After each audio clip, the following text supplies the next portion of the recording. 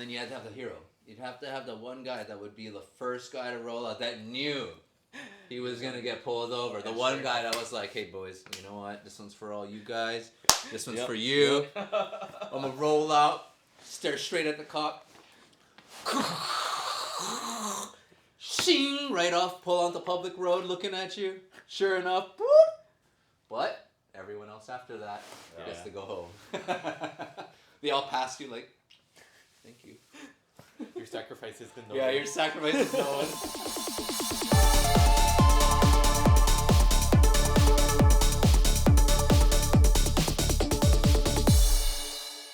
Okay, well, welcome to ShopSpace, Hawaii's automotive podcast.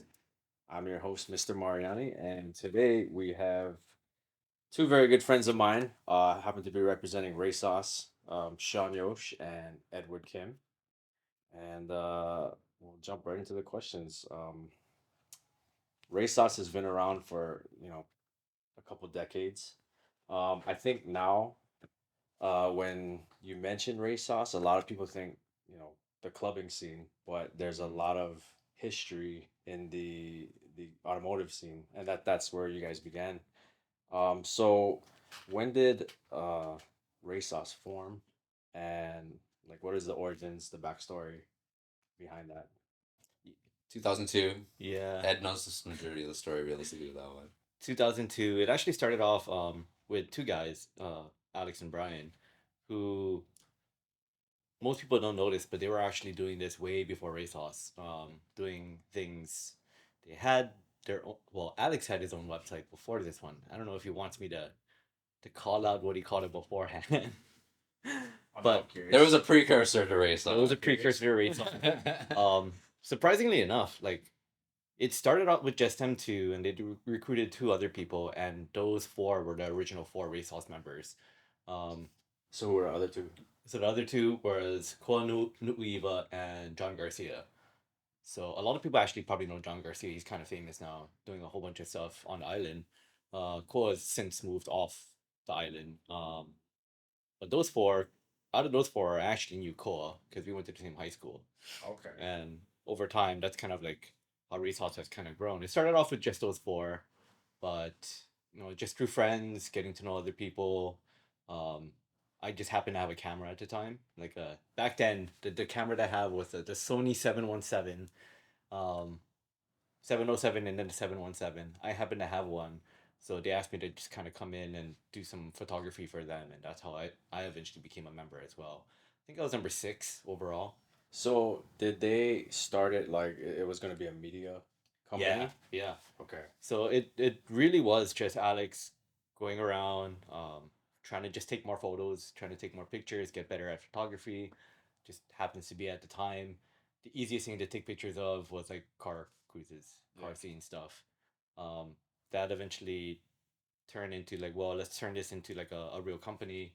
Actually, like try and see if we can put out product, build a brand, things like that, and that eventually became Racesauce.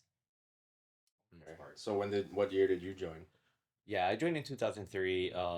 Again through Koa, just a friend of mine that I happened to know in high school, and he knew I had a camera. I was taking pictures at the time of my own car and kind of other things.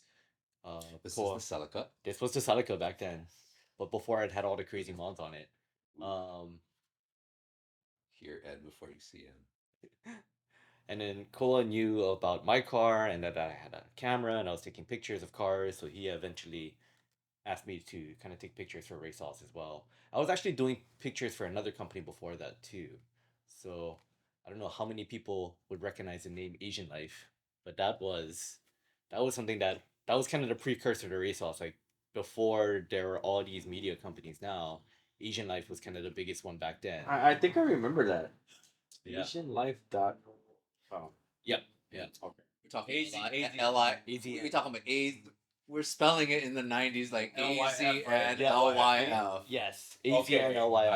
I know exactly. Man, we're going to get called boomers on this shit. And when did you join? You know, the funny thing is, I technically never officially, like, you are now. I think I came into play around maybe 04, 05. I actually don't remember realistically. I think it was around when Ed kind of came back because Ed did take a hiatus for a few years. That's kind of when I took a little more active role because it was more like seeing an old buddy come back into the Yeah. scene. Yeah, Really. yeah. So then we had the idea like Racesauce already by that point had been a little older, and we're kind of getting ahead of ourselves, but like that was kind of like the second win that we. So is it like just members would come and go? Yeah, a lot of times. Yeah, we had a lot of people that came. Ryan Cab Yeah. was another one that came. Ryan- Sauce, right? Ryan Sauce, correct? Yeah. Yeah. There was a lot of sauces before. I had a classmate, Scott. Scott Bach. Yeah. So he was number 5. He joined pretty much right before I did. So I'd always see him on the cruises. Yeah. I think that might have been how I met Alex. I might have either that or I met Scott through Alex, but Scott was Okay, so I gotta know, and I'm sure a lot of people want to know. Miguel. That's Yeah. the we just made the connection. Yeah, Yeah. it was Miguel. Yeah. Yeah. I knew Miguel somehow, and that he introduced me to Alex Okay. at his Aina Haina house, or actually a New Valley house back in the day. Yeah. I never met Miguel, but I knew his car. Mm. And then I think Scott had an Accord. Mm-hmm. Yep. Scott Scott had like a Green Accord. Yeah. Green Accord. Car was kind of known back then. Yeah. Yeah. Yeah. Everyone knew his car. So I'm sure everybody wants to know this, but why the name Racesauce? I always wondered. So the way I heard it, I wasn't there when the name was made. So the lore says. But I think Brian came up with it. He was thinking like sriracha bottle, like sauce, like condiment, and instead of like, he wanted to take that idea and say basically it's like it's a race sauce, and somehow that stuck. I don't know why. Sauce. People need to remember like the gravity of that. Like so, before the whole weak sauce thing was even a phrase, Ryan came up with this. Like weak sauce, even the brand, the WEKSOS. That's a kind of older brand you might remember. This was all before that. Like this is all derivatives years after. So you got to give it to Brian on that. Like he came up with that original like weird, like who the fuck puts raisin sauce together realistically? And it doesn't make any sense. Like No, you know what? it Did you doesn't. get served some race sauce with your spaghetti? Like, I've always wondered why Racesauce. Yeah. it's just the name worked. The name worked. It was Well, just definitely weird. stuck and- around. yeah, it came to the point where other people kind of ripped it off. There were other companies that were car related seeing something sauce, and Isn't that a mainland thing? Weak sauce. that was a brand, and that spelling eventually went on to Weak Fest. Fest. I But don't, then I don't know the if thing they're is, like, related or anything. They might- Weak sauce is a mainland thing, but then locals used to say the pigeon. Yeah, but that was before. That was after. Like, if memory serves me right, I think race sauce was out before weak sauce because weak sauce was like a later 2000s later. I don't know. Yeah. Am I remembering it was this right? after? Like I was I could be wrong. I was after I even left Racesauce. So I just remember the weak sauce brand coming out. I was like, wow, they're kind of ripping us off Oh. by that time already. So Okay. Well, now we know where it came from. could be I wrong. mean, now I For know the record. the origin of the brand. How many members do you think a total? And where are shit. some of them up to now? Okay, so the first 4 members were Alex, Brian, Cole, John. John left not too long after because his photography really started to kick off at one point, and like he did like a lot of print photography for a lot of the big companies. I think he worked at like the Star Bulletin at the time at one point as a photographer then. So like he became a really well known photographer, and at that point it's like you really don't need to take pictures of cars, right? On the freeway and putting yourself in legal trouble for that. So he left pretty quickly, within a year or two, I want to say, I think. But he still came around for like car shows and stuff like that. So like things that he had time for, he would take pictures during the car shows, model shoots and stuff like that. I think after that, the next member was Scott. He was our kind of our community cruise guy. Yeah.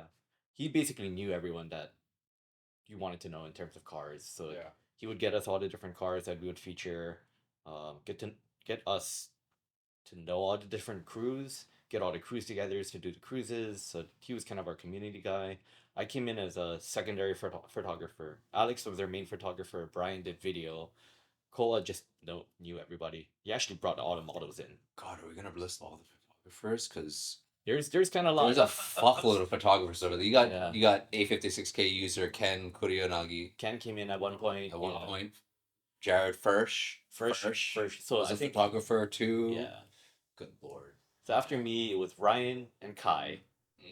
So Ryan Toss, who's actually doing really good now, doing international business. Like he's flying all over Japan and the world. Yeah, He's sexy. Kai. Kai, I think does beer now. He's a brewmaster. He makes beer somewhere. I think at one point he was working. There's like a handful of. There's more than Previous, that. yeah. There's a Very lot nice. of people. There's a lot of people. Wow. And then there's Miguel came in at one point. Seth, I think, was working with us for a little bit too. Who Cyber had- sports. Yeah, Seth was working at Cybersports and then Sonics, and then he went on to now he does Joe Tech in Texas, I think. And he's building like 7-second GTR or 6-second GTRs now. Wow. And like he actually got really, really good at tuning. Yeah. And he became like the go-to guy if he ever wanted to tune a car in Hawaii when he was at Sonics. I didn't know Brian was like. He's one of the originals. Yeah. He's pretty much like the co-founder. Mm-hmm. Him and Alex. Um. There's many more people that I'm totally forgetting that I should be mentioning. Mm-hmm. But we had a couple more photographers before the whole club part started taking off. And then from there, it was just all club people. Yeah. One big thing I want to talk about is the car cruises. Because was that like your guys' idea to start throwing night cruises? No, not really. It was more kind of like just how things went. Yeah, it's just a community back then. We rolled with it. That was literally what a lot of it was rolling with it. I think you guys like set the bar for like massive night cruises. I don't remember anybody before you guys that did something on like a huge scale. It wasn't a thing. It wasn't. We created that. Yeah. That I mean, back then, like every car crew had their own cruises. Like 5, 10 cars. But I remember like the first time Racesauce cruises started popping off, like it was like over 100, 200 cars. Well, I mean, it started out with like 50 cars. 50 cars, 70 cars, and by the time Racesauce really started getting known, and I think the peak was we always talk about it, 300? The Andrew Nan, Ryan Kono cruise. Yes. We're saying there was 5. We lost count around 250 to 300. Okay. Like we had a ticker. We legitimate had a ticker at one Wow. point, and we were counting cars. And at a certain point, we had to dig out, and we were at 250, 300 cars between all the tickers. And yeah, we used to count the amount of cars that would come to all the cruises before. Yeah. Well, I know there was cruises during the day. Like there was speed of white cruises. Yeah. But then like at nighttime it was like, oh, the Racesauce cruise is coming up, like oh shit, like Yeah, I mean, it never was like the Racesauce cruise, right? It never started off with that branding. We never had the idea of like, okay, we're gonna make our own cruise or Kind of anything. just It's just like, Scott, Sean, you, a whole bunch of people from different car crews, and it would start off with just like, hey, most people would just get together at night and go and cruise anyway. yeah. So we just go and follow them and see what happened. And then one night, document. yeah, we're just documenting what was happening. So when was that first big cruise? Like what year was that? Ooh. The first big one. 2-ish. Yeah, it was big from the get go, just because there Yeah. was nothing else like it. There was like you'd have classic car cruise on Sundays. You'd have things like Yeah. night runs. Like just that whole style of lifestyle was Hawaii was the infancy for that. That was nowhere else was doing that. Like the whole kind of created it realistically. As far back as I can look back in a lot of like car culture. It's you don't see this before we did it really. Yeah, and what I like about it is how you had to call somebody up. Yeah. Like Yeah. we're Or talking you- about that, like where you physically gotta call Yeah. somebody, like, hey, we're having a cruise tonight. Yeah. And when you didn't know what the route was because we didn't give the routes out. But there was no social media. There was no. Yeah. Yep. Nothing. You didn't even want there to were text. printers and there were scissors. I was Yeah, saying it's- that you didn't even want to text because you had to use your T9 dictionary. Yeah. And most people that you had to call somebody. And we already knew at that time that cops were kind of infiltrating groups and they would try and find our cruises, so we would never type them out. That's why we would print them out and then we would cut them into individual sheets. And for those old motherfuckers like me that you'll remember us running around through the parking lot handing something out to you. Yeah. There was a reason for that this entire time. I feel like nowadays, like you go Friday, Saturday night, everybody knows like Home Depot. Yeah. But like it's so saturated that you can go to a car meet every weekend. Yeah. And but back in the day it was like every few months. Yeah. So like we're all looking forward to the next one. And we never did the same route. That's the thing. It's like we would always think about, okay, well, cops are gonna expect us, and we had spotters.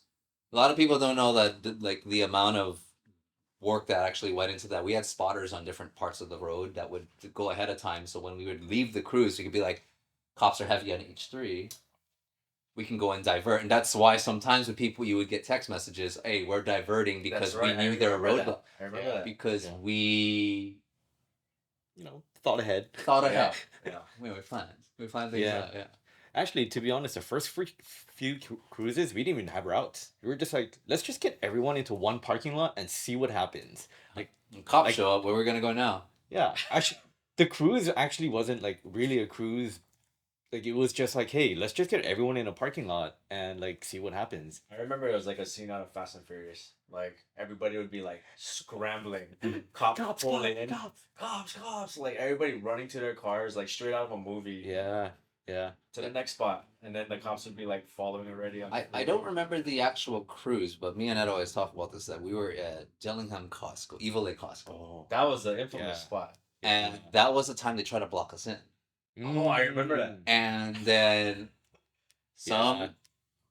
God gracious soul, we still don't know who it is to this day, thought, hey, this chain link fence can get cut. Oh shit. And so they cut the chain link fence and allowed all of us to funnel out that one of the exits. Because they had solo bikers out that night, they were blocking everyone, and they were going to funnel every single car out of that parking lot out and ticket them. But because we got that someone, we didn't know this. Like, we literally were like, hey, did you hear that back chain got cut? And then we're like, what? And we turn around and we look, and you can literally see like cars rolling out of there. Like, we have an exit plan. I remember when they tried to block people in. Yeah, they did the same thing for when we used to end up at the Nimitz LNL. Yeah. Because there's only 2 entrances to that lot. Yeah. And then they would literally post a car like on the entrance, like fully blocking the entrance once we all got in there. And then you had to have the hero. You'd have to have the one guy that would be the first guy to roll out that knew he was gonna get pulled over. The one guy that was like, hey boys, you know what? This one's for all you guys. This one's for you. I'm gonna roll out, stare straight at the cop. Shing, right off, pull onto public road looking at you. Sure enough, boop. What? Everyone else after that gets to go home. They all pass you like, thank you. Your sacrifice is the no. Yeah, your sacrifice is known. I feel like the cops back in the day were just way more like Cool. no Dicks? dicks. Depends how you talk to them, I feel. Yeah. I mean, I don't know. I would be getting pulled over left and right. Tickets all the yeah. time.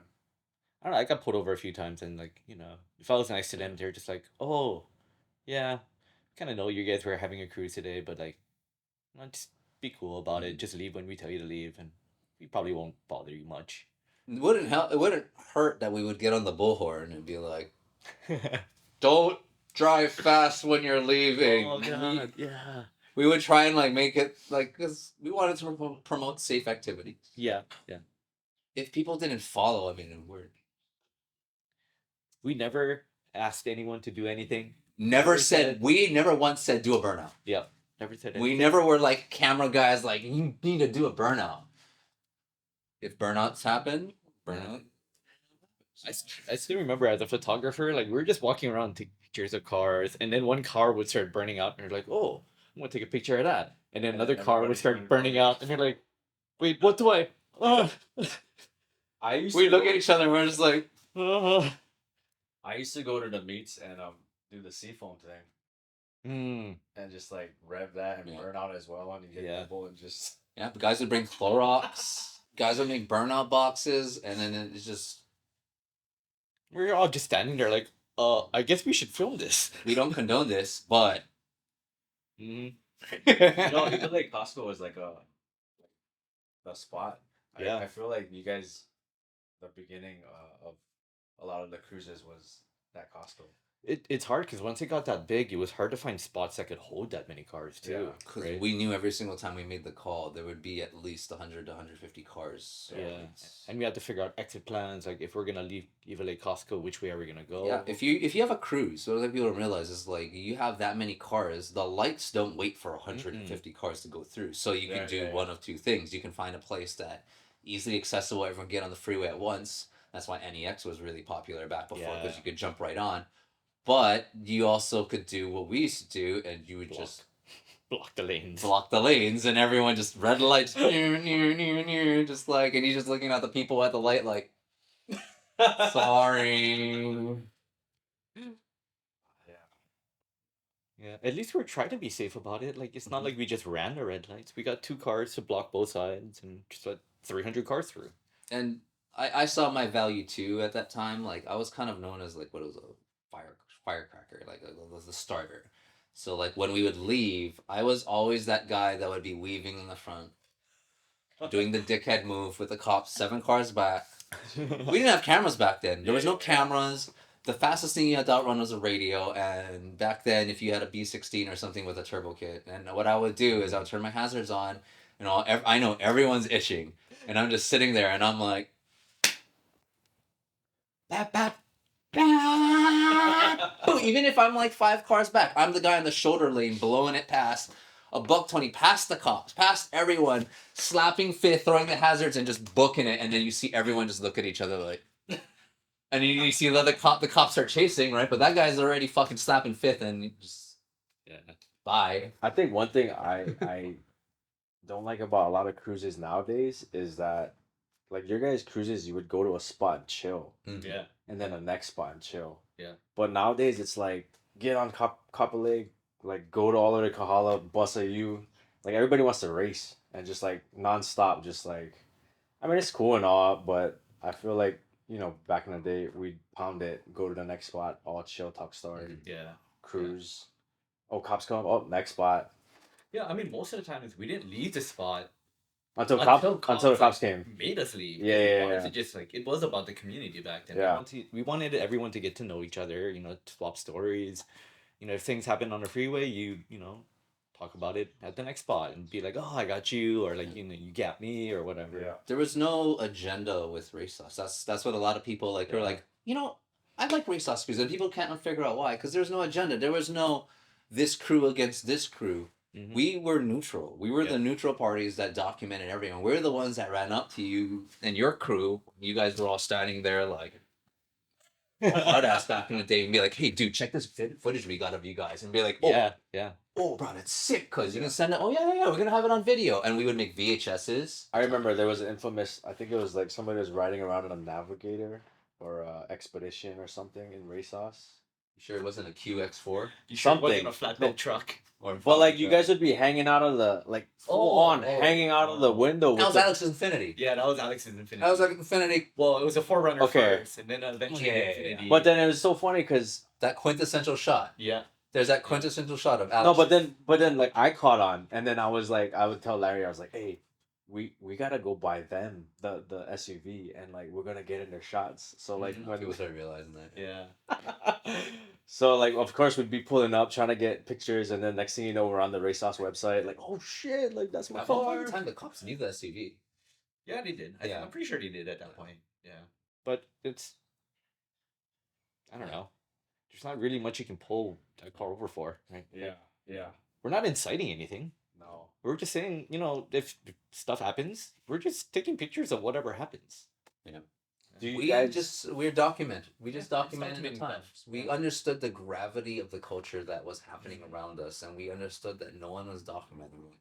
We understood that Hawaii was at the forefront because we all had magazines. We all had all the magazines, options. Not we had access to the options. We were closer to Yeah. Japan than everyone else. Mm-hmm. Back then, there was no internet. Yep. So we knew the culture of Japan. We knew how they used to do the kanjo runs before kanjo was a fucking thing on YouTube. We knew how to do that. That's how we built our cars. Yeah. That's how I built my Hondas. Like we built them off of Japan style, and then Yeah. that's where people started understanding. And when the internet came out, people were like, "Oh shit, people in Hawaii can build cars." Hell yeah. Yeah.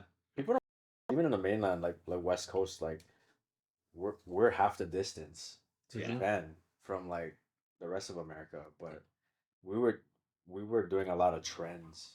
Yeah, we Early. jumped onto the JDM trend way earlier than anyone else. The whole spoon front lip, carbon hood, Mugen everything. Mugen things, like we picked up on that a lot earlier than a lot of the other places in the mainland. We're still in the Kaminari Xenon kits. Yeah. Do you guys have a lot of footage still Yeah. of all those old cruises? Oh, bro. So Alex.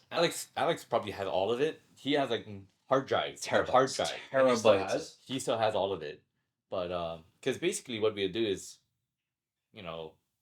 it'd be Alex in his car, usually someone else driving, and then Alex doing film, taking pictures, Brian taking video, and then I drive my car, and I take, well, no, someone else would be taking, one of the other photographers, either Ryan or Kai, be taking shooting off both sides of my car. So there's like multiple camera cars trying to catch like different parts of their cruises. And at the end of the night, it's like, we gotta collate all of that information, send it to Alex, and Alex would put it up on the website. Because Alex was the only one that had access to the website. And eventually, Alex had just collected everything. All the car shows, all the model shoots, all the cruises. Like, he has all of that somewhere. It was more... Yeah, we all just have only our individual, like, what we shot. Not to mention, everyone had cameras. There was a lot of overlap. A lot of times, if there are people in the car, like, because they're friends, and they'd be like, they throw them a camera and be like, hey, try and get something. Yeah. Mm-hmm. So the culture was, for us, record it now, figure it out later. And a lot of the shit up we've never even probably ever viewed. Like, there's footage on there that is probably has... There's a lot of footage that just never went out. Never went out. I would love to see that.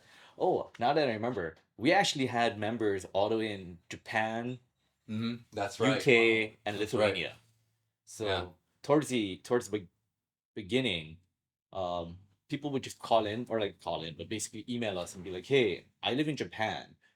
Do you want some footage from Japan?" And we're like, "Are you for real?" Like. You remember, this is like the early 2000s, Yeah, so this isn't like, this is like, okay, yeah, I'll try and figure out a way to get that to you over the ocean. Yeah, that was a it's like- legitimate thing to like, we can't pay you or anything. Like, we don't make money off of this. And we're like, oh no, I just want to be on your website. Like, yeah. And we'd get at the time it was Atsushi. He would send us all this footage from Fuji Speedway and like all the car cruises in Japan. So like we had that tighter connection even back then with Japan. Just people from Japan sending us all this content. Yeah, like a network. Yeah, and then like we had some UK stuff, and I think Alex at one point went up to UK to meet one of the UK guys. The Lithuanian guy, he was only there for like a few months, I think. But the Japan one, we actually kept a close relationship with. He actually came down to Hawaii a few times. We went up to Japan, met up with him a few times. Brian still keeps in touch with him. Yeah. Brian I still don't keeps- realize how hard it is because now you got social media and technology is so easily accessible. Yeah. But then back in the day, to form these kind of relationships and like You all we to had have is like email and Yeah. the internet just started popping off in like the late 90s. All we had was like forums. Yeah. We had to run our own servers for all that content. Yeah, you gotta remember, these guys are tech geniuses behind it too, and like they keep servers running. They had full-blown websites.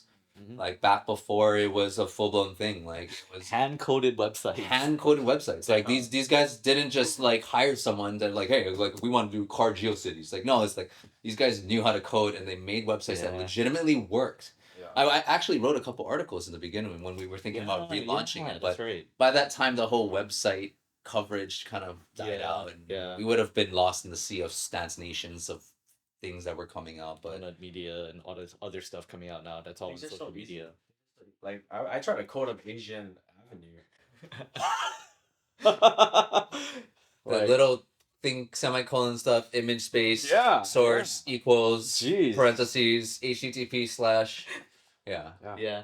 It's cool. It's cool to have been able to watch over the years because it combined like kind of like the cutting edge of social media and the advent pre to social media. That's kind of what Racesauce was like. Yeah. The linking of parties and different cultures and into a center space where people can kind of see what they're with their friends and like like I want to get on camera and things like that. That whole like being able to see your car online from a post that you didn't post. Yeah. Like we kind of created that like at that point, and it was like people would go and be, oh shit, you see, made I'm it. on the I made fucking it. Racesauce page. Like, I mean, it's like being on a magazine, right? It's Yeah. like being on Super Street, or back then it was like Import Tuner, Yeah. right? But And we didn't have show cars, but like if I made it on the website, I'm like, oh shit, Exactly. but I mean, it obviously got noticed because when a lot of these bigger brand names started coming down, like Super Street and all that, that's where we became liaisons kind of for the state, you know, like by that time we had already established a nightlife entity that was able to kind of like cater to these larger groups of Yeah. people that needed entertainment. And but at the same time, we understood the car culture. We weren't like marketing execs like, hey guys, we really like those cars you guys ride in. You know, we were like, hey, you know, it's a fucking 6S14 you got there, man. And it's like, oh shit, like this guy's not just a photographer, like he likes cars. Like, yeah, we genuinely like cars. Like, let us capture your car. That's all it was. We meet up with people. Like, remember when we used to do features? Mhm. I think Jesse was one of that S14 or S13. Yeah. Yeah. But yeah, for us it was like we're all just people that love cars that just happen to have cameras or access to cameras, and we're just doing what we would have done otherwise, like just taking pictures of stuff that we liked. And then I was never a camera guy, but I gave you guys things to take we- pictures of. Yeah. we needed that part too, because at the same time, like, you know, even if you have a camera, you still need something to take a picture of, and having the friends that knew everybody else, so that like if there is that one car that you saw on the cruise, it's like, who knows that car, that one car, that blue FD that fucking drove by. We need to get that featured, and that's, you know, that's when you hit up Sean or Scott and it's like, oh, I'll get it. I'll get the people riled up. I'll come up. All right, left lane coming up. Yeah, when people were bored and slow, and you're just like hanging out your car with your camera, just sitting there, like, call Sean. That was me. I was just like, all right. It's cool you guys still have footage.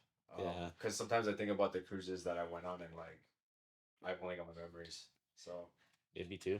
I actually like lost two of my hard drives, and I lost all my footage. I haven't had any footage in Alex. Boy, has it all solid now. state became a thing. I mean nowadays everybody's got their phones. Yeah.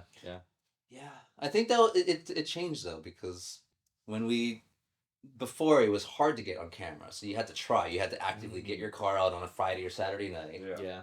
And so like people I think that's kind of what helped it, is everyone like wanted to be you. It was this It's like the beginning perfect storm of yeah. like all the different things. Like people wanted to just, again, there's no social media, so if you wanted to get your car out there in any way, form, it's like you got to go to the cruises. But at the same time, you want to meet other people that, you know, you want to maybe bounce off ideas, or like, you know, show off your cards, like get inspiration from other cars, see what other people are doing. It's like the only place you could do it at the time. And we were just people that understood that since we were neutral, like it didn't matter who you were. It didn't matter, like we remember all the crews. We remember everyone. We remember Alpha Project, Speed Zone, Speed God. We remember every single guy's, like all the crews that we went through. But we were always neutral parties, and like we're kind of, and then you know we kind of just made it so that like everyone could talk to us. We weren't like rivals. We weren't trying to like. We were just, everyone understood we were just trying to document everything, and I think that's kind of like where everyone gave us the mutual respect to allow us into their circles and be like, hey, Racesauce guys are cool. They're not trying to fucking, you know, trump us, make us look bad. Like they just want to document it, and I think that's why everyone was so receptive to us. I remember there was like some rivalries back in the day. Oh, there were a lot of rivalries. Yeah, It was realistically a lot of the car clubs were gangs. I Sorry remember, guys, I hate to label it, but yeah, we no, were I remember. gangs, I like- remember there was like scraps and stuff. Yeah, there were people Yeah, running people yeah. off the road. There were Yeah. people that you would literally be like, oh, dude, you hear so and so from so and so's cruise talking shit? Oh yeah, all right, let's meet up, let's go. And then I remember like there were people like if you lost, you roll up next to the guy, you're like, all right, well, or like you win, and the other guy's like, you know what, fuck. Oh, this asshole's running me off the road. I remember people would get their cars batted in. Batted in, you just- get run off the road by Yeah. crews. It was territorial. That's why. Yeah. No, it was- Nowadays it's like a competition at the car shows. That's like rivalry, or you know, it's not as crazy how it was before. But did anybody ever get like arrested? Yeah, couple. I've never been caught, but yeah, the couple. That's the perks of being on the front. Yeah. Like, yeah, there's. We get so many stories, bro. Do you know that one cruise, like that one time we were on? Dude, I totally. And we see you guys. We roll past you guys later, like, See you guys fucking on the side of the road like that Um, with your boys. There's so for me the progression's always been like the first cruise. One of the first memories I have is, holy crap, we have enough cars to cause our own traffic jam on the highway. It'd be like Yeah. 1 in the morning and H1 was full. Like Yeah. you could look in your rearview mirror and it was just cars all the way back. Yeah. So that's like my first real memory of like, wow, our cruises are big. Yeah. I remember there were moments when we'd look at each other like in awe. I'm like, and Yeah. we're like, Ed, look, and then you look back, and Alex would be hanging on the car, whatever. You just be in all your cars, and you look back, and you would just see road miles of headlights. Yeah. At like late at night. Yeah, you'd on swear a it's Saturday. Friday, Yeah. 5 o'clock traffic going home in fucking West Side. Like it's just as far as the eye can see, and then you turn around, and in front of you, far as the eye can see, cars. Just that's how it used to be. Yeah, that's what I wanted to talk about. I remember the Andrew Now and Ryan Kono cruise. Mm-hmm. We were on the H1. We're at the airport viaduct, and I was like stuck in traffic. Yep. Yeah. Endless. And That like, was this was not like ex- I don't know, 11, 12 at night, and like you look to the left, like slammed car, look to the right, slammed car, just rows of like tail lights, and like it was crazy. That's kind of like the beginning of when the whole, like, it kind of social media was starting, because that's when people first started posting about Ryan. Yeah, they had like No. MySpace pages coming out at the time. Remembrances, and Yeah. it that really hit the car community hard, because those two were so young. They were like very like well loved in the community. And Were they part of Racesauce or? No, so Ryan, Andrew is actually Alex's cousin, Yeah. I believe. Oh. Yeah. Yeah, so that's why we wanted to throw that cruise, because Alex really wanted that cruise, and then Ryan actually knew a whole bunch of people from the scene. Just very well liked people in the Yeah. community. Yeah. Like it's just very, they were younger kids, but they were like Mhm. they were like the generation.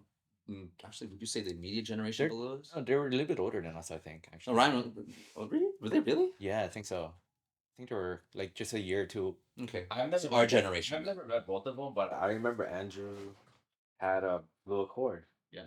I know all the guys with 5th gen Accords, but yeah, I remember I remember him on Forms Hawaii. And The community was a lot tighter then. Yeah. Everyone knew everyone. Everyone knew of everyone, and it's just kind of like it was a responsibility because everyone knew everyone. yeah. But someone called me that night or that week, like, hey, there's gonna be a Racesauce cruise for them, and I'm like, oh shit, I'm there, like automatic. Like never met these guys, but I'm always down to support Racesauce. And it turned out to be probably the biggest cruise you guys threw, right? I think it was like 300 cars. That was the first time we hit 300 cars. I mean, we've had bigger cruises since then, but that was probably the most sentimental, I think. Okay. Yeah, Of all. definitely. Well, biggest at the time. For Yeah, Sure. yeah.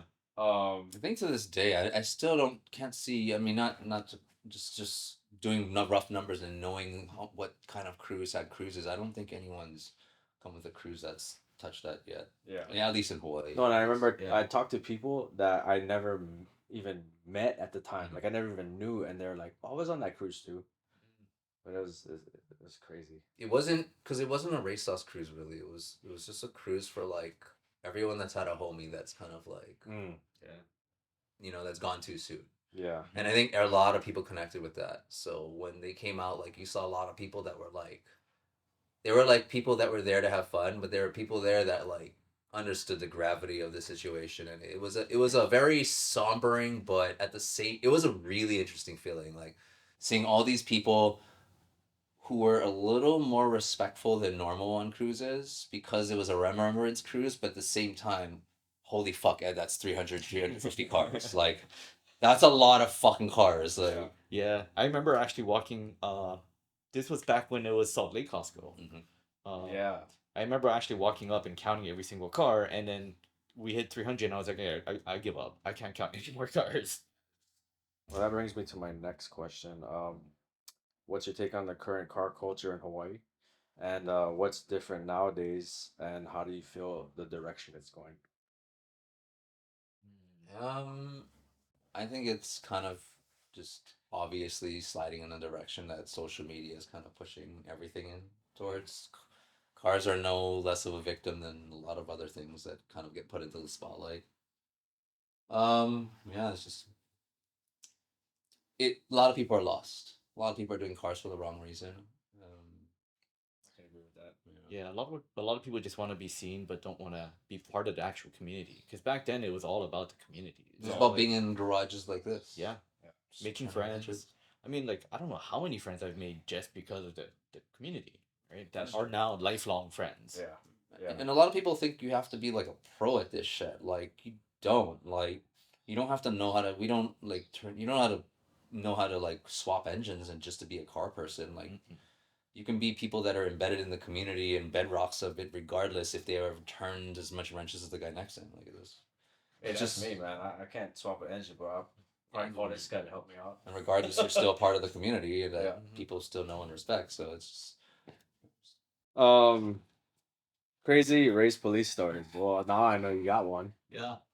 So one of my favorite crazy stories was when we used to do the bike cruises. At one point, the bike cruises got so crazy and so large. We had like 200 bikes going this one. that the cops finally took a stand against us, and they're like, we're going to arrest every single biker that we can find. They tried.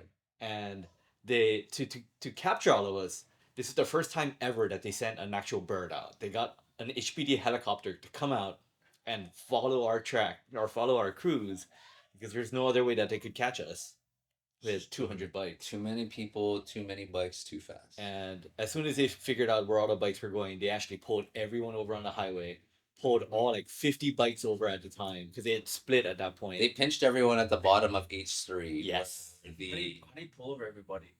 Well, if you're going down H3 and you block the entire road and you funnel all the motorcycles before the Halava Junction area. We're not. Is that Halava? I think so. I think Halava Junction area. Yeah, you're kind of fucked. So they like block traffic. They blocked traffic to catch us. Yeah, they use the helicopter to follow everybody. And... I remember because like every single person got a ticket of some sort at that point. But they people couldn't- that I mean, they stank. couldn't Yeah. arrest everybody. No, they got like I think like 10, 5, 10, 5, 15 10 people bikes. were like Maybe. yeah.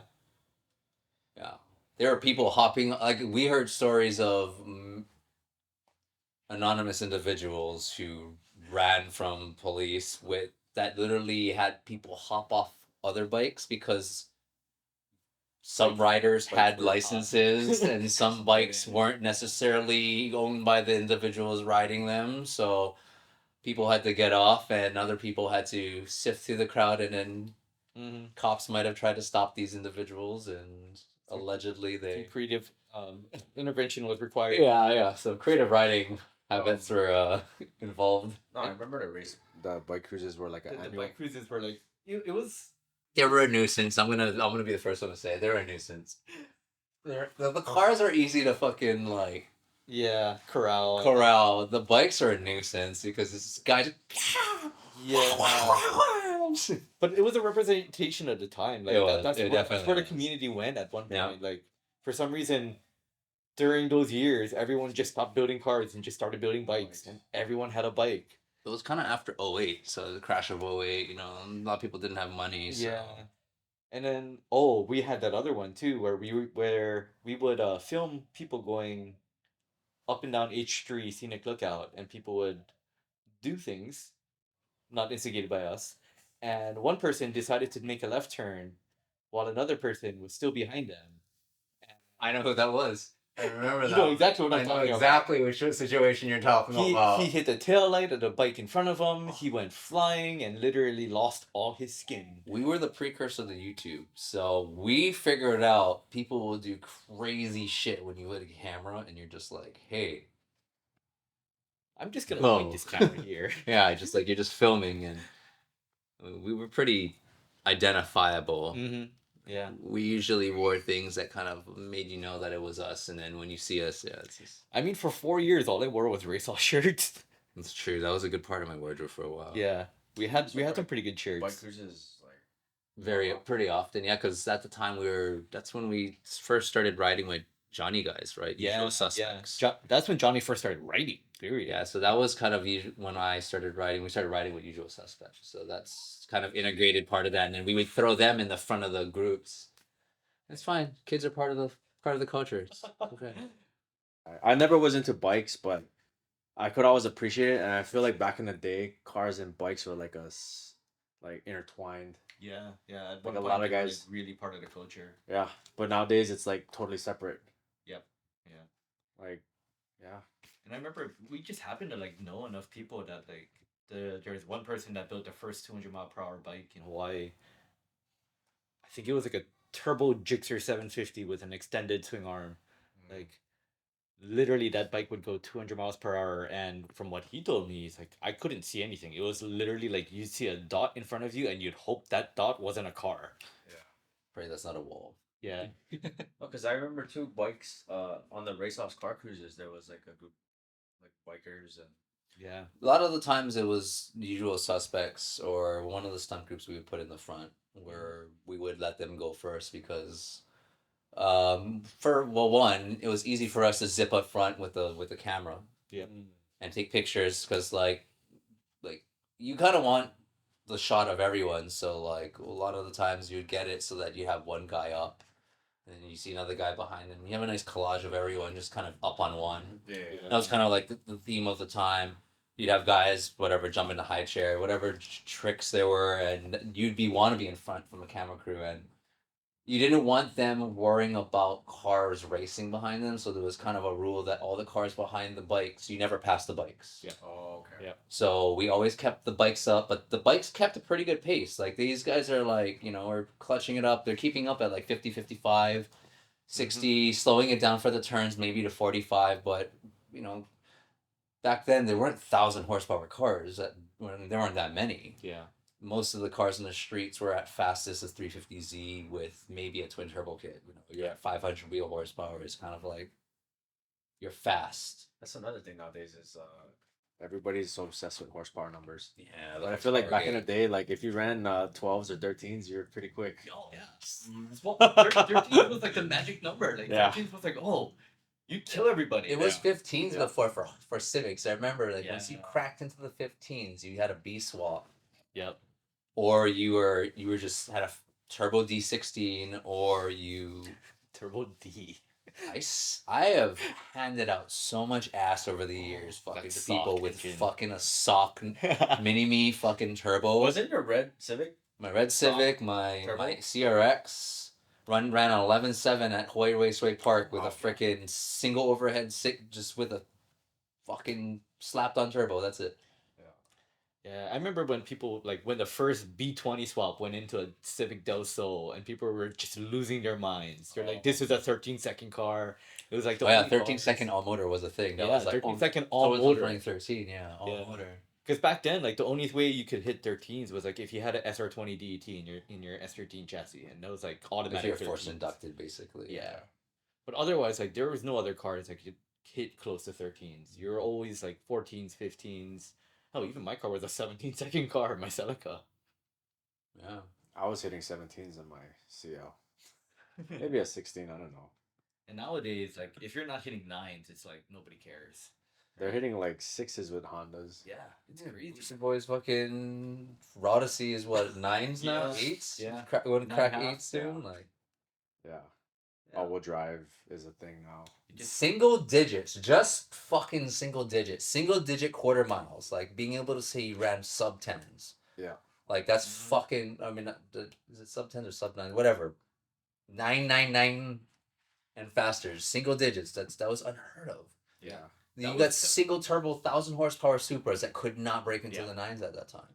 I remember, for like, yeah. decade, or like a good decade. Do you remember like Lisa Kubo, Steven Mhm. Papadakis, Papadakis? Yeah. Papadakis? Yeah, I remember- They're running 9s Yeah. and 10s, and we were like, damn, that's fast. I remember when NHRA, when we started the track, brought on the Venom Supra, and it couldn't hit a 9 in Hawaii because they just couldn't get their tune set up here. Oh, The difference in like sea level. yeah, and the But weather. That wasn't common Humidity knowledge like how and- it is yeah, now yeah, about yeah. DA and all that. So everyone's like comes to Hawaii and you're literally at sea level and everything's different. And then it's like these 1,000 power Supras that couldn't hit 9s back in the day. But now Through an auto. Yeah. Yeah. But nowadays it's like, oh, you pick up a GTR, Tire compounds. yeah, that's true. You pick up a GTR nowadays, put in enough money, you can hit 6s. It's crazy nowadays. Yeah, fucking Honda guys. How fast are Honda guys now? Like you got an EG guys with all-wheel drive swaps, K swap, K series with CRV parts and fucking 88 wagon rear diffs or whatever. I'm probably wrong about that, but these guys are doing what, sixes? Sixes, Fuck, that's sixes, insane. 6 and 7s. Like if you had told me that 20 years ago when we started all this, the Hondas are running sixes, I would laugh in your face. Even if you told me eights. Yeah. Yeah. Tens, I'd probably be like, okay, I mean, I can believe that. Like, you got guys like Brandon Fujimoto back then that were cracking on the eights I remember or the tens, the Gold rather. Civic. Yeah, Yeah, the Gold Plus Civic. his like was like Yeah. streetable, Street. right? Like just Street cars. yeah. Suspension tuning wasn't how it's so well known now, and you didn't know about traction bars. You knew about LSDs and stuff, but like tire compounds, tire pressures, suspension setups for drag, especially on front wheel drive drag, it's not as well known as it is now. Yeah. Those guys were literally the fucking pioneers, because you can't say it. Like his car was a year or two old when he was doing this. You know, like these guys, their Civics, their EKs were like 3 years old, 4 years old. They're like, these were literally the pioneers of front wheel drive drag racing. Yeah. I remember when you had 300 horsepower on a front wheel drive car, you could just never get traction. You'd just be spinning the entire time going down the track. Didn't matter what you had on the motor. Like you could have a turbo Fox body, but you're still gonna get fucking your ass dragged by some dude with a turbo GSR and a hatch. That has not changed. Like to this day, like you just see. I fucking got this, and out of the back corner of your ear. Oh shit! And you just see this dude roll past you, slapping forth like with the laptop. I used to love the freeway racing because like nowadays I was saying like people are always doing these 20, 30, 40 rolls on the freeway. But back in the day we were like weaving in 50 roll. But then we were also like, I mean, it's super reckless, but we're weaving in and out of traffic. Like it was a chases a race. Chases a race, yeah. And it actually took like some skill to like maneuver around like the other civilians and I know that sounds bad, but no, it was a thing at the time. You learned what the gravel on the shoulder lane felt like. At like a $120. I would go on the shoulder lane on the H3, bombing it, and then now I think they have those like little guard things on it. What? Yeah, like that was kind of a thing. Like I can't say the group. It wasn't Racesauce, but I used to have a night run group before, a personal group of friends who would make night runs, and we did the loop around Kahuku, so up H2. Yeah, it was H2, up H2, loop all the way around through Kaneohe. Okay. Non-stop cannonball run, and I believe we did that. I don't remember the measuring point, but I remember we did it in less than like 35 minutes from end to end. But we're talking full tilt. Like I flew through, because we didn't pass through Kahuku Town, but like, you know, you pass by and you're going through all the back roads of Laie. Like I was going through there at that point in time, allegedly, at probably near 3-digit numbers the entire time. But we had fully set up tires, suspension set up for the road. It was an empty night. We ran it at 3 a.m. No one was there. And it was probably about a personal run, about 5 cars. And yeah, I think average speed was probably about, I'd say like 75 through there. Full tilt. Like just, it was, there was no slowing down for cops. Like it was, the run was a cannonball run. Don't be the last guy there. And we ran, and it was, that was probably one of the crazier times. And the people that were on that night, they remember that night. They knew who was there. Everyone that was there that night knows who they were. Man, while you're doing that, I was fucking up Tantalus doing mountain runs. Oh, this was still within that realm. Yeah, definitely. Mountain runs are still. And I still remember when like Emperor was like the team back then. Like, so Emperor, I think, man, I forget their names, but they're all Japanese guys. And just they lived in Japan. They did the whole toge thing in Japan, but somehow moved to Hawaii, and wanted to keep that tradition alive. So they did it here. Yeah, and then like 5 or 6, yeah. But basically, they set the times for Tantalus, light to dark to light. Okay. But back then, it was like nobody could touch them, and it was just an SCI and an S2. I think I'm not gonna name names because I'm just Yeah. probably better I don't. But those two guys were just undefeated. Nobody could touch them in terms of going up and down that mountain. Yeah, and I tried to keep up with them. I think their times were like either 10 minutes or 9 minutes. Is there a friend that starts with the letter H? The S2000? No, I think it starts with the letter R. Okay, so we're not talking with the same person. Are those guys still around? I don't think so. My friend is still around. Still a humble guy that works regular 9 to 5. No one knows he's as fast as he is. And if you like, they still do, people that still do runs. They're just not dumb like the kids that get caught in the news. They're not the ones going up at. They're not running full exhaust. They're running stock exhaust. They're running very quiet ninja cars, but they're still running the times that they used to run before. You just don't hear it. And they're tuned for the mountain and Yeah. not for street or showing off or anything. It's all suspension tunes. I will say that actually did translate really well to a lot of the rougher tracks in California. Is when I went up to California, being able to tune for things like the cast the camber of the road, the way the runoff runs on tight turns like we have up at Tantalus and Toge, and it's I mean, the suspension tuning it translates so well to rough tracks. Like, it's just great. Because I remember, like, I set up my car for Tantalus runs because my car was so slow. So it was better to do that. I used to hand ass on an EK automatic with just suspension. I remember on the downhill only. Yes, downhill is where I shine. Because I remember I used to that gonna pick up. I kicked that off. My bad. I used to gently drive down the mountain with my friend, and every once in a while, back then it was a Celica, and he had the older GTR or ITR, and he's like, "Okay, I bet I can beat you in my ITR versus your Celica."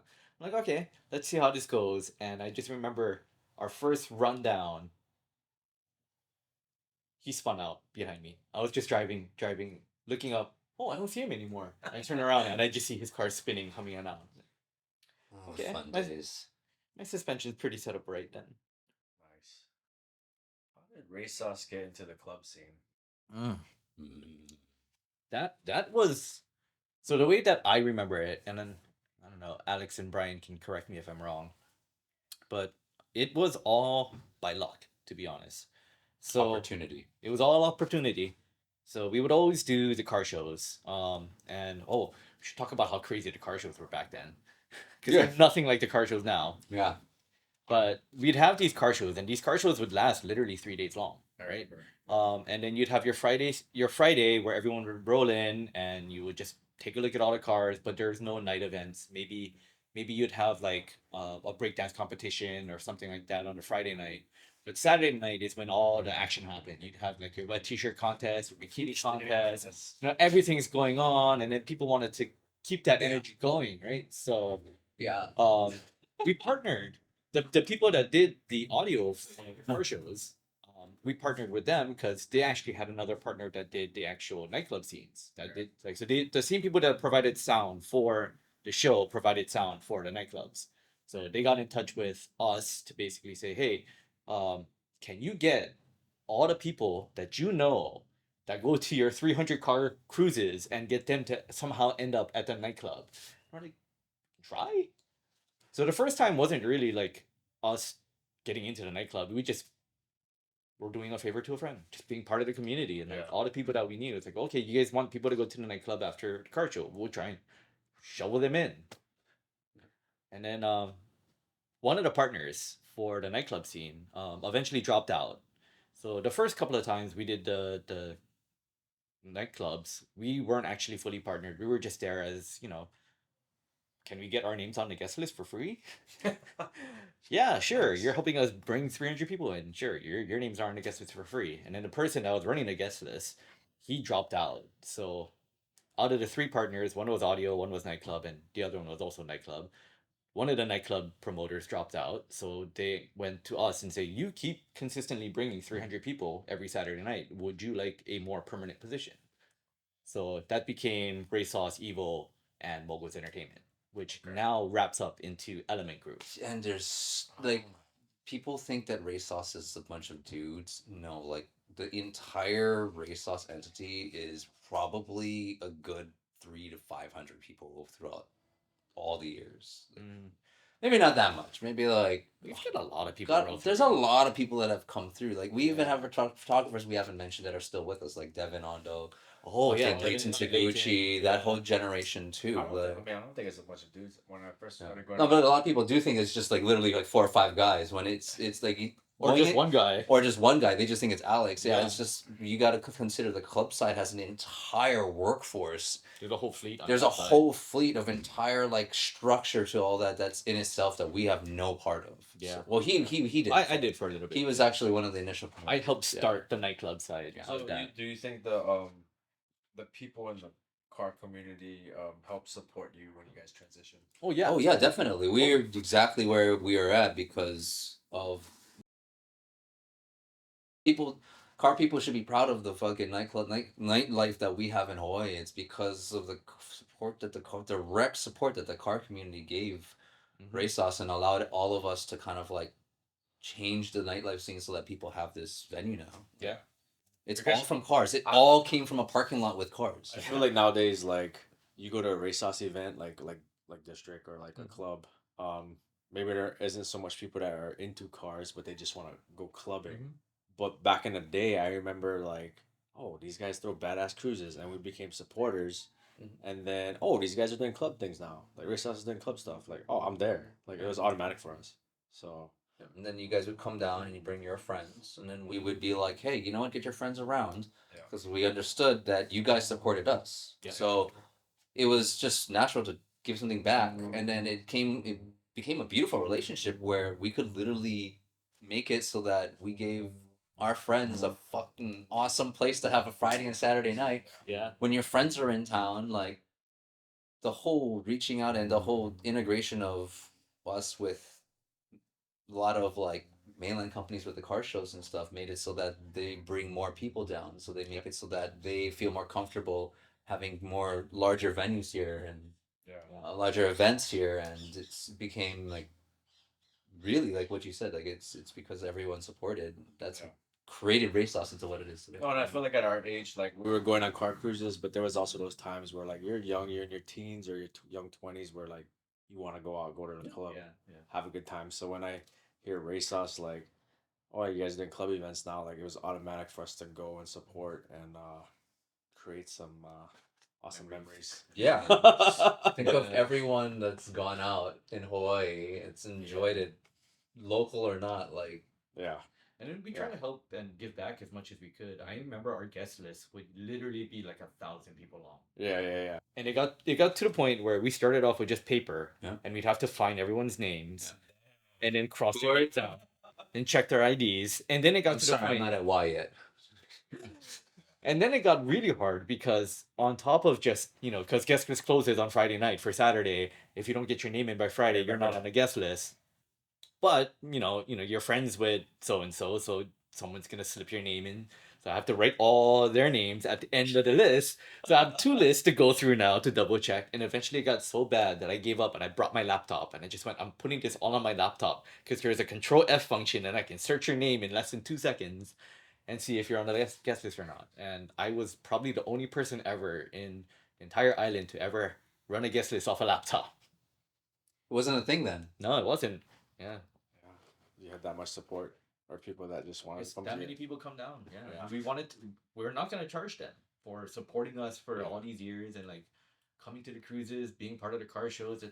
This is how we kind of gave back. The guest list was directly the way that Racesauce could give back to pretty much everyone that supported them. So you'd bring your friends, everyone would bring their friends, you would get your fucking group in, and usually there'd be a round bought for you by one of the promoters or whoever you was your liaison. Yeah.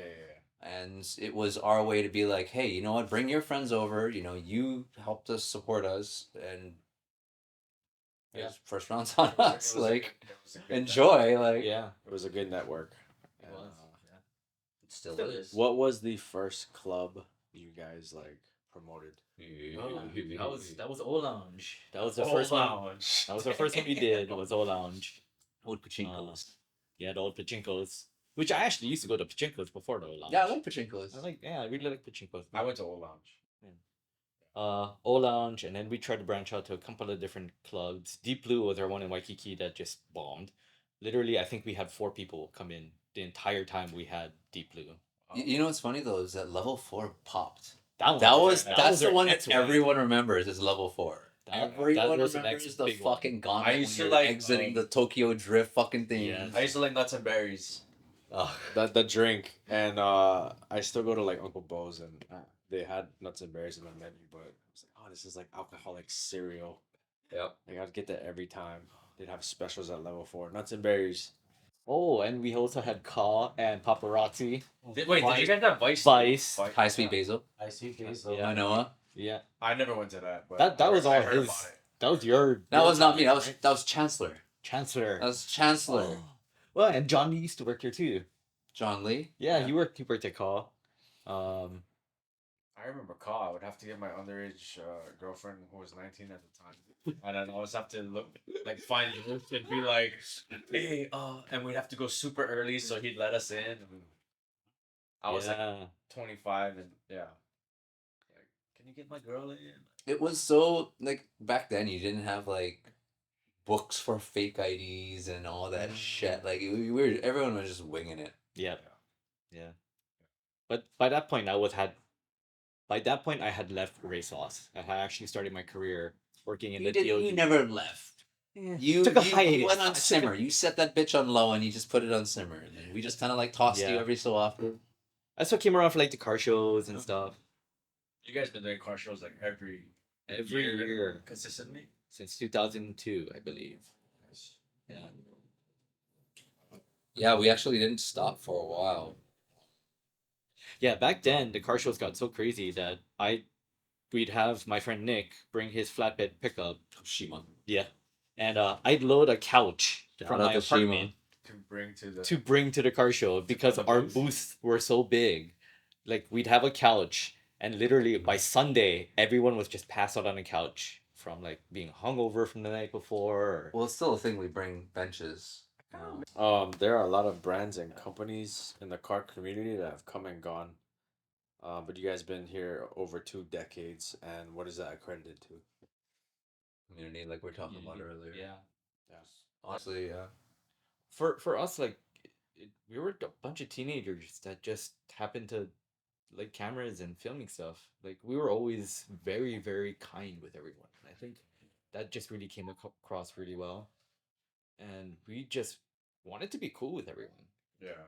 And I think some people do it for fame, some people do it for recognition, some people do it for money. We never wanted any of those things. We just wanted to hang out with our friends and Capture the moment. yeah, capture the moments. And like whenever we got to the next level, whether it was nightclubs or car shows or whatnot, we always looked back and helped everyone that got us there. Yeah. And that's kind of exactly what it all comes down to is just it started from the very first person that supported us. And it started off with being like, hey, you know what, you were there for us, come and have a drink. And that turned into the same mantra that kind of like made the company successful. Like, always take care of the people that were there for you, always take care of the people, always show respect to everyone. Whenever we would walk up to any crew, any group, when we were at these cruises, to let them know that we're going to be moving out. We weren't rolling up like we fucking had chips on our shoulders. We rolled up like, hey, we're Racesauce. We don't know if you know us, but just to let you know, here's the routes. Yeah. We're going to go this way. Like, it's just very simple. Like, you don't come off like high maka maka, like you fucking own everything. Like, we understood that we were mere people that were documenting things that were happening around us. Like, we weren't, in a way, I guess we were creators, but we were more just documenting what everyone was just having fun. It was just a good time, Yeah, Definitely. Whether it was clubbing or car scene, the cruises, the nightlife, a lot of memories. I know in my time, like in my young 20s, of getting trashed or going on a car cruise and flying it on the freeway. not at the same time. Not at the same No, time. definitely not at the same time. There are complete generations that have enjoyed their entire lives like that. What is the future for Racesauce, and what direction is it going? hard question because I honestly don't know.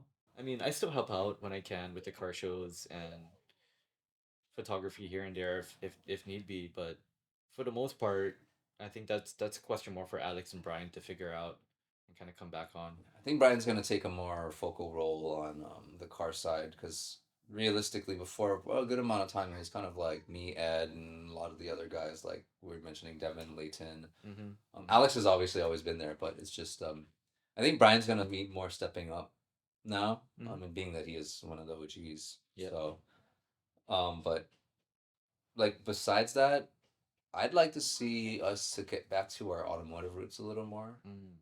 I'd like for us to be able to open something, everything leveling out, not being unrealistic about it. But if everything can be balanced out and we can open something that's would be even a shop. Yeah.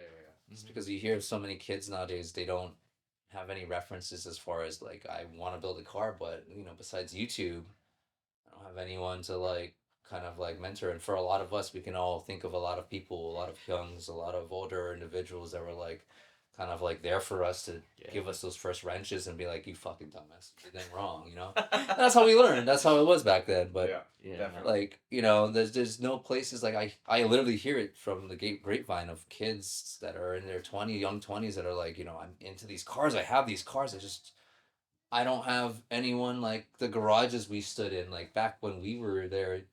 Hey, Mike's swapping a car down, swapping his engine in, let's all go down. And even if you didn't know anyone, you were there to grab a chain to fucking grab the fucking engine to fucking try and shift it if we needed help. Like that was the culture, and they don't have that too much anymore because it's just the shift in how they interact. Younger people. So Yeah, I wonder if that like ever happens at all anymore outside of our generation, where people would just get into a garage, like it 6 to 12 people, and just stand around a car with beers and just talk about cars. I hope it does.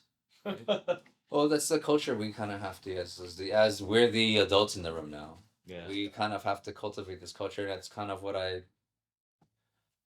we've been such an observer of all this, and realistically, like it's just we've seen it. We kind of know what it's been before, what it is now, and it only kind of makes sense that we help mold the future. So would like to see something, but there's nothing definitely set in stone. But I would like to see maybe a shop or some kind of entity where we can kind of like continue that communal, like maybe teaching kids how to work on cars at the point, And something like that.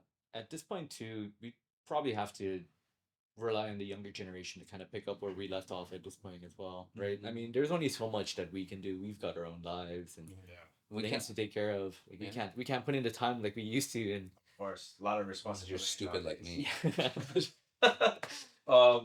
Last question: will you throw another cruise in the future? That is not my call, unfortunately. I think that's up to the community. It's got to be the community. Oh, I can speak for a lot of people when I say the community wants it. The last cruise you guys threw, there was a substantial amount of people. I think we had good turnout. 200 something cars on that. And before that, you guys didn't throw a cruise for a while. So just the fact that it was like, hey, we're gonna throw a Racesauce cruise, everybody showed up. I noticed there was a lot of newer, younger generation, and all the OGs came out. Yeah. And it was a really awesome cruise. Yeah.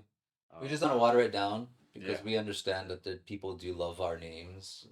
They respect our name rather, and maybe they love us like as friends and everything. It's just kind of like you just see what they say, like you don't want to like push it too much. You don't want to be that weekend every night cruise because it kind of gets watered down, in my opinion. Yeah.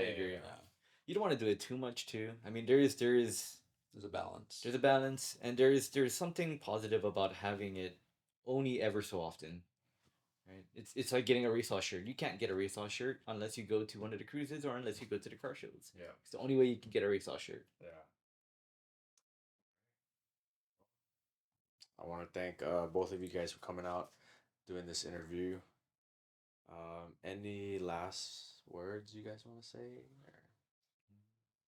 No, I mean, we can keep it lighthearted. I mean, whatever. Like, it doesn't have to be like finite. Like, like. Yeah. Well, yeah. Shout out to Racesauce. Thank you for the interview. Shout out to Alex Cam. I don't talk to him as much as some of you guys do, but he's always taking care of me. Anytime I went to the club, he's taking care of me. And the whole staff at Racesauce, you know, it was a big part of entity that fucking runs like a fucking well-oiled machine without us. no, it was a big part Oh my God. of my life, and I definitely look back and had a lot of awesome times, whether it was in the car scene, whether it was in the club scene. A lot of memories created, and you guys helped create that for us. So thank you. Oh, thank you for your support. I mean, for me too, it's like the Racesauce has been such a big part of my life, and it's given me so many friends as well. Like a lot of the friends that I have now are all from either the club side, the car side, or everything in between. Um, so yeah, shout outs to everyone that has ever worked at Racesauce in any degree. Everyone from like Alex, Brian, Cola, John, the original four, all the way down to Ryan, Kai. Um, actually, There's so many names. so many people. Yeah. We could sit here all day and literally list every single person. Like, Leighton, Devin, Jesus. Miguel, Seth, everyone that's touched Racesauce in any way or form. Yeah, everyone is. We remember everyone. That's the thing. We remember a lot of people. We remember a lot of the cruises. We remember a lot of those people's interactions. Because it's kind of what it's always been about. Is just those little interactions with people and Trap, being a representative of Ross, Spokon, Martin. Man. Sounds like he's great. Oh, touche. There we go. Fucking rolls up with open downpipe. I can hear it. Turn the fucking the cutoff off. Well, thank you guys. Cheers. Cheers.